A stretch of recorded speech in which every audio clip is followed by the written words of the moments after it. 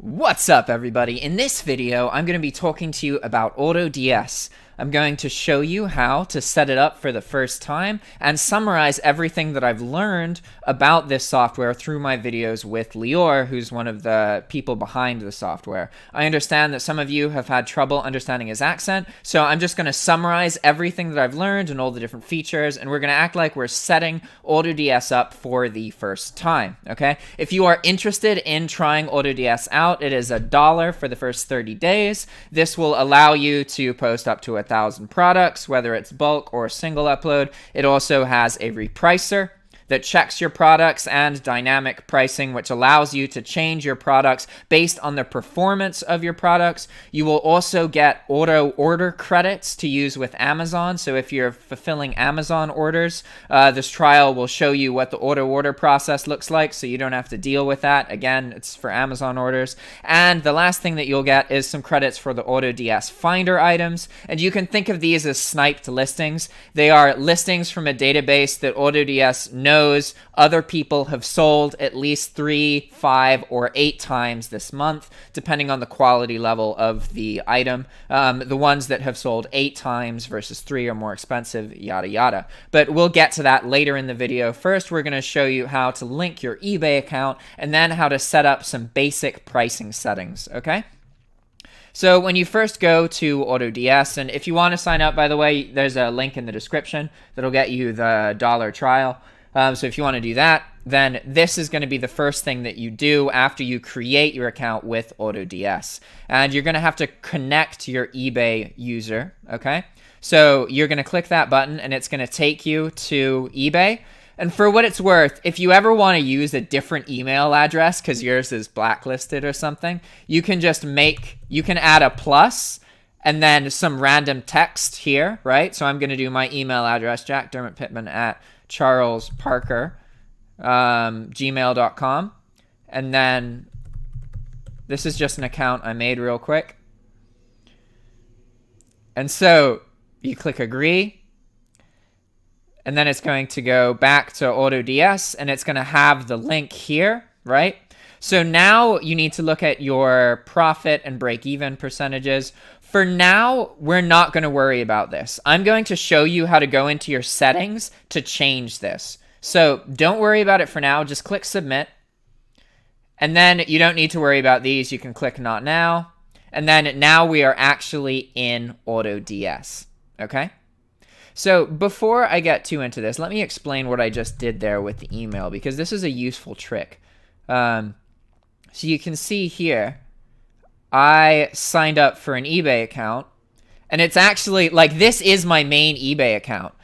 But you can add a plus and then put any random string of text, and Gmail is going to treat that like an email before the plus sign. So I got this email even though eBay thinks that it's a different email address, so it allowed me to just make a new account. Obviously, if I actually uploaded the rest of my details in my PayPal account, then eBay would notice I'm the same person. And right now they could see that it's the same IP address, but for whatever reason, I was able to make this account, so I can just do this, right? So now let's get back into AutoDS, now that I went on that little tangent, okay? The first thing that you want to do is go into your settings for your pricing. I believe this is actually going to be an uploader, but we're going to look at the left here, and then look at settings. And this is where your token and all of your eBay stuff is going to go. And it's also where you can determine how many fees you're paying. If you're a US-based customer, then it's usually 13.4%. But if you're international, it may be more, depending on how much your local country kind of takes, based on if you're using Payoneer and other such things to get your money. Essentially, you want this fees number to be the percentage that you're going to lose of the transaction. So for most people, it's going to be PayPal plus eBay. And then if you want to add sales tax, but normally that isn't calculated here, right? So here you can also add a watermark and a whole bunch of other things.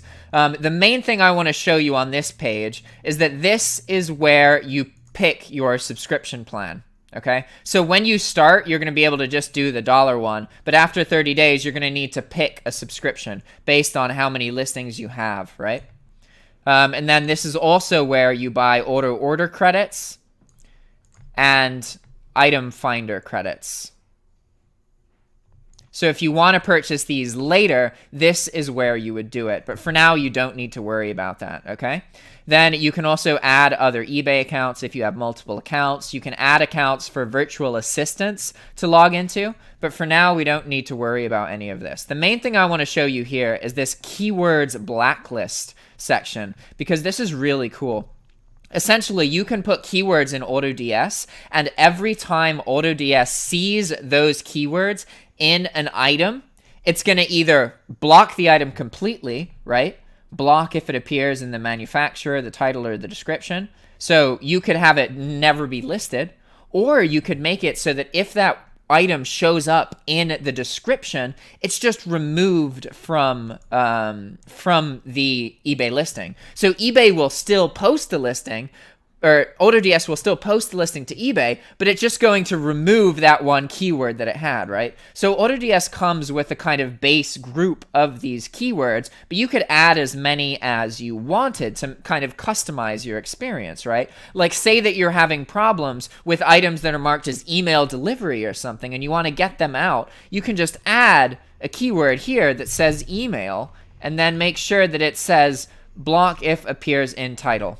See, super easy, right? And I really like this feature, so I wanted to show you guys this for a moment because it's really useful and you can do a whole lot with that, right? Essentially, any items that you have problems with, you can just come here and then place the negative keywords here so that you don't have to deal with those problems in the future. And it automates it. Like, you literally just don't even have to worry about it happening anymore as long as you're able to catch that.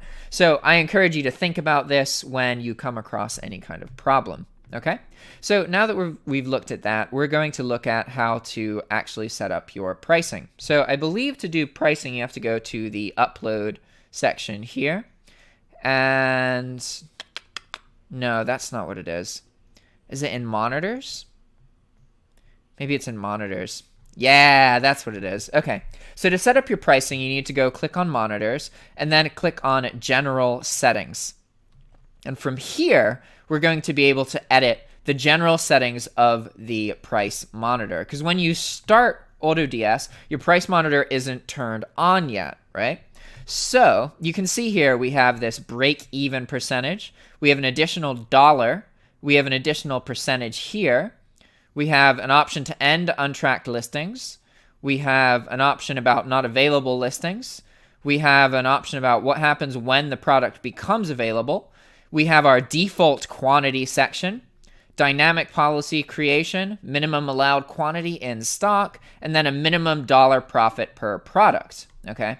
So I understand that for a lot of you, pricing is really confusing, and honestly, it's going to be confusing for a while. Like, you're going to need to do a lot of different experimentation with higher price points, lower price points, depending on your product and your strategies. You're going to need to experiment with your pricing, okay? That being said, I'm going to show you just some like general learning pricing that you can use and be confident that your fees are going to be covered, okay? So if you want to determine your break even, the break even is the point where your fees are paid off, okay? So this would mean the most expensive sales tax you're going to pay, whatever shipping cost you're going to pay, eBay fee, and PayPal fee. All right. But you don't really need to worry about break even a whole lot, okay? Because as long as you understand that, a lot of people get hung up and confused about it, but you can just imagine that it's 20% or 19% or whatever. You have to sell something for at least 19% more than its value in order to be profitable, right? So if I had a $100 item, I would have to sell it for $119 or more to be profitable, even if I'm paying a high sales tax, okay? I think the highest sales tax is like 6%. So it's 19 because you want your PayPal fee covered, your eBay fee covered, and your sales tax fee covered, right? There are going to be some situations where, item goes to California and the item is profitable when it goes to Maryland, but not when it goes to California, right? And that's because the sales tax is higher in California, and you can often get sales tax removed completely, but not from every state, right? So this is something you're going to deal with and learn more about. But essentially, you can think of 19% as your break-even point. Again, if you have a $100 product, you have to sell it for $119 or more to earn any money at all, okay? And so essentially, what happens here is you have your break-even and your additional percentage, and then these two numbers, these two numbers determine what your total markup is. So in this case, the total markup is 1.29, so almost 1.3. This isn't going to give you very much profit at all per sale unless the item is much more expensive, right? A 10% profit on like a $13 item, it's like $1, right? So don't expect too much. Honestly, with dropshipping, it is better to use lower margins for learning purposes, just because you're going to be more likely to get sales that way. However, don't be misled into thinking that the only way to make money is to drop your prices. If you know what you're doing, you can sell stuff for more than other people and earn more money, right? Like, it's completely possible to earn $100 to $300 from a single sale. You just got to get a lot of experience and really understand the industry well and figure out how to get that to happen. It is completely doable. The reality is, you getting to that point means you learning, you talking to a lot of different people who are dropshippers and exposing yourself to as many different thoughts and dropshipping related information as possible. Never listen to just one individual, no matter how talented or how well you perceive that this individual does. Always make sure that you expose yourself to a broad range of different instructors and individuals. This is going to put you in a better decision for you to become more educated and for you to continuously stay kind of on top of things and kind of deal with more of the instability that's inherent in dropshipping. Okay, so I hope I've explained the break-even and additional percentage here. A lot of people get really hung up on this. If you want to use 1.3, you can, but you're going to find that your sales aren't that profitable, but you're going to have more of them. So you can either use 1.3 or 1.4, depending on which approach you feel more comfortable with. If you aren't fixated on getting sales right now, you are confident that you're learning and that you're going to figure it out, then you can use a higher margin, because then when you do get a sale, it's more likely to be profitable, right? But if you're really focused on getting as much experience as possible, you're not so worried about your profit right now, and you just want to get sales to get that experience, you can use a lower margin, right? So I would encourage you to either pick 1.3 or 1.4. And when I'm saying 1.3 or 1.4, that may be confusing, because here you see 19 and 10, right? And I know this is confusing. I'm just talking about these numbers added together. So these two numbers added together would technically be a markup of 1.29, which is a little bit below 3. So if you wanted to do 1.3, you would set the default break-even to 19 and your additional percent to 11.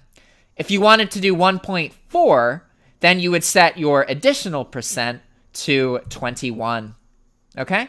And again, you're going to get more sales with a lower markup, but your sales aren't going to be as profitable. So depending on what you're trying to go for, you have to determine what you're going to do with your pricing. Okay? So now that we've gotten that out of the way, let's just talk about some of these other settings here. So next, we're going to talk about this not available listings here. This means that AutoDS is looking at the stock of your item and it's no longer available. It's gone out of stock at your source. What do you want AutoDS to do to your eBay listings? Normally, you want it to be put out of stock.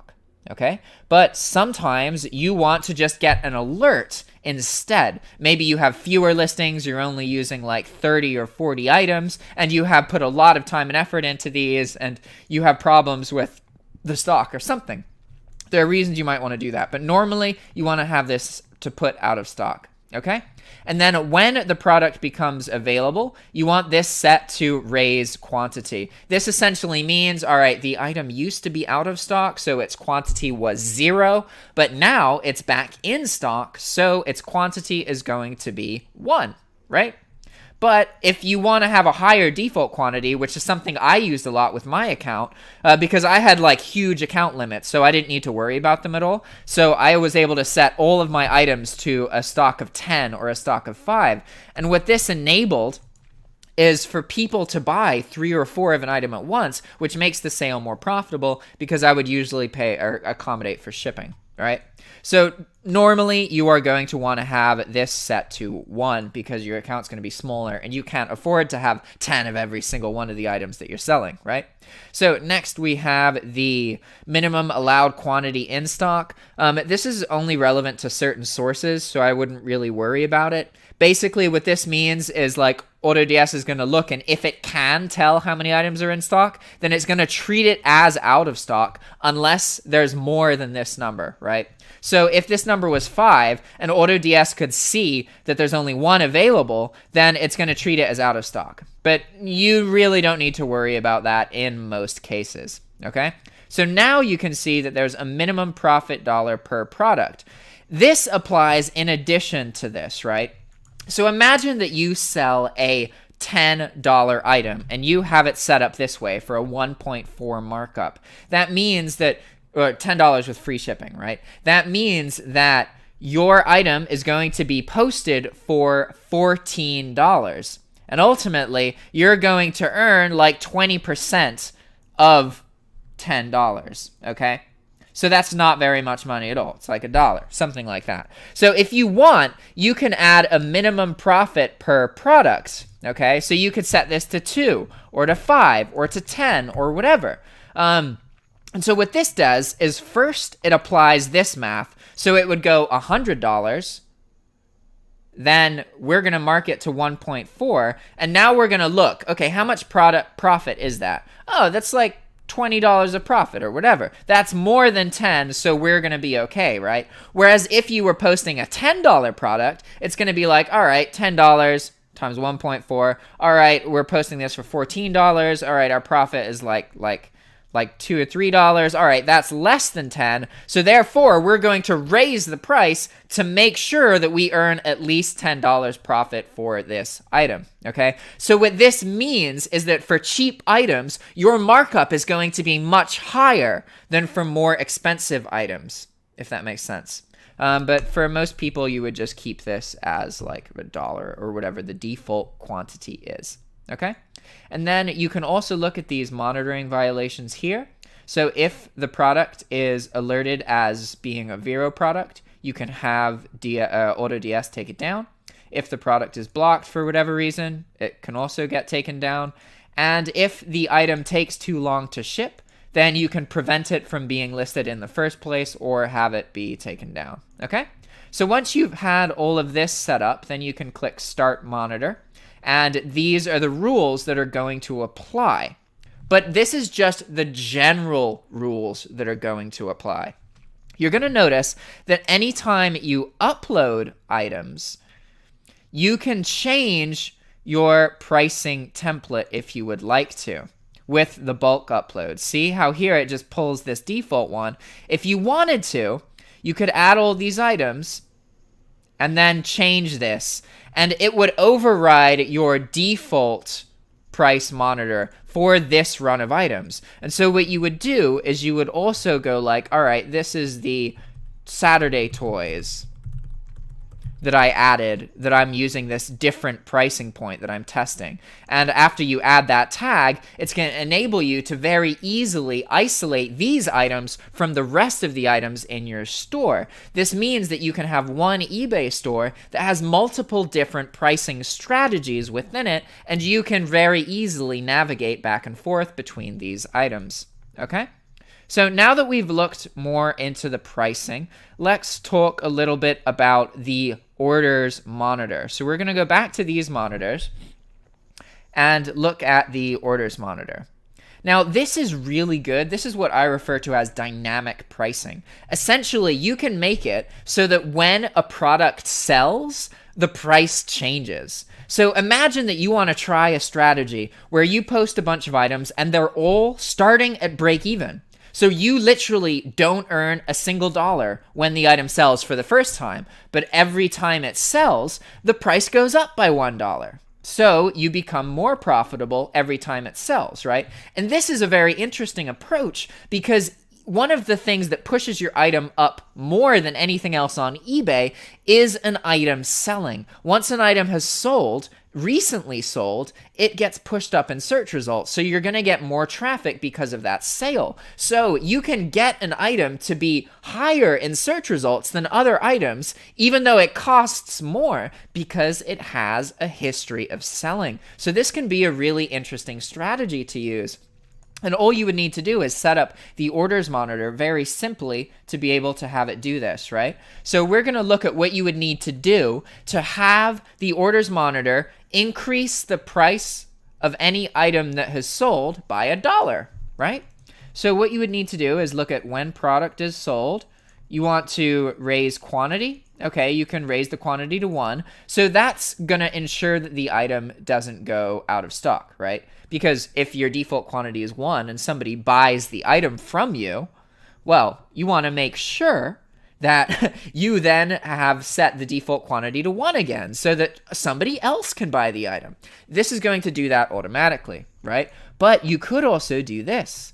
If we scroll down here and click edit, you could click when product is sold, change price. And now start price range after 1 has sold, raise only for first sale or raise for each sale. So every time the item sells, we would raise the dollar cost by 1, okay? And then you can see here what the maximum increase that you want. So you can limit the increases so that it doesn't increase it by more than 25% or something like that, right? And also you can do the opposite. So if the item hasn't sold, then you can drop the price in response to the item not selling, right? So if the item hasn't sold in 15 days or 5 days or 30 days or even 90 days, then you can drop the price based on these parameters. And this is really, really, really unique. And I encourage you guys to use this kind of thing, because this kind of flexibility with pricing really, really, really enables you to experiment a lot more autonomously. So you can have items and it's easier to keep track of different pricing strategies, and it's easier to kind of take advantage of your items going up in search results when they're selling, and to change your prices based on your item's performance. Using AutoDS, you can automate that whole process, and this really opens the doors to a whole bunch of different strategies, okay? So now, I know I've blabbered on for a long time, but I really wanted to just do a really informative video about pricing and that kind of thing, so you guys understand why it is that I really enjoy AutoDS. And I understand I'm not dropshipping at the moment, but this is a really, really solid tool, and it's one of the best tools that I've seen. It's very, very fully fledged, and it has a proper customer service team, and the people behind it are willing to work with me and talk with me and show their faces. They're very... I trust them, and because of that, I'm willing to do a lot of content about it. That's kind of how I show that I feel good about somebody, is by doing content with them. I don't really believe in saying negative things about people. I just kind of stop making the content. I feel that that's a better way to progress, right? So now that we've covered pricing and the orders monitor, we're going to get into the AutoDS Finder. Okay, this is a way that you can post products that other people have already sold. Okay, and in order to do this, you will have to load some Finder credits to your account. If you're using the free trial or the $1 trial, then it's going to come with some credits. Okay, and then you can pick the number of items you want to post. So maybe you want to try and post like 10 or 20, however many, and then you would click this one and then click upload. And what this is going to do is it's going to launch a bulk upload with some recommendations about your break-even point, additional profit, this kind of thing. And then you can pick things here, right? So we could make a tag and be like, all right, this is the AutoDS Finder 8X items, okay? We've created that tag. So then we're going to see, all right, we want all of these items to have a default quantity of 1, okay? This is the pricing we want to use. This is what we want to do. We want to enable variations, yada, yada. And then you would just click Upload Products or Schedule Upload, depending on what you want to do. AutoDS allows you to post the products now, which will post them to a queue, and then they get uploaded. Or you can schedule the upload. And this is really cool because you can set all of these uploads up and then individually go and edit the listings before they go live on eBay. So if you want a virtual assistant to go through and optimize the titles or do any of that kind of stuff, you can have it done, right? Because on eBay, it's much better to have your posting be spread out over time than it is to have everything all posted at the same time at once, right?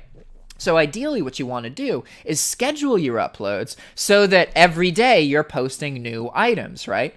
And what's really great is if you do this, you can have a virtual assistant come in and you're starting out with these sniped listings that other people have already sold, and then you can further optimize the titles and do all of this stuff and have all of that work be done before the item even gets posted. So you can get a VA to optimize the title and have it be automated. And you're literally just clicking the schedule upload button. And that's it. You have to do so little. It's really cool. Okay? So that's how you use the AutoDS Finder items. Aside from that, the last thing that I want to talk to you guys about is the auto order. So if you go to monitors here, and then you go to orders processor, this is how you're going to set up auto order for Amazon. Right now, AutoDS only offers it for Amazon. And if you are doing the $1 30-day trial, then you get like 30 auto order credits or something like that. And you're going to be able to do that here. So essentially, you're going to add your purchase account and you have to connect gift cards that are on the account, which will be funded using the auto order.